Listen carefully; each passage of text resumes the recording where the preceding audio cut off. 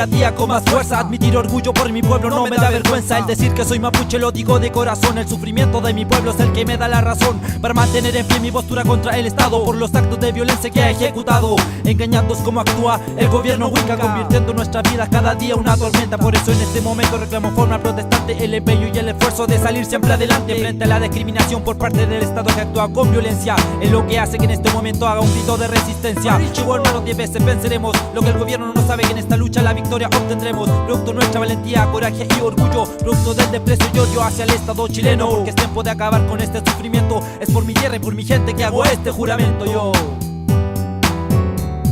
Inche, huechafe mapuche, juro por mi pueblo y por mi tierra, ser fiel y defender a mi raza, ya sea mar, en tierra o en cualquier lugar, hasta rendir la vida si es que fuese necesario, luchar hasta morir para acabar con el calvario, cumplir con mi deber y obligaciones de mapuche conforme a lo que rige mi cultura y cosmovisión, poner mi pensamiento y sentimiento en acción, enfocado al objetivo que es nuestra liberación, y poner todo empeño en ser un mapuche valiente con fuerza y decisión, haciendo frente al poder capitalista con mi manifestación.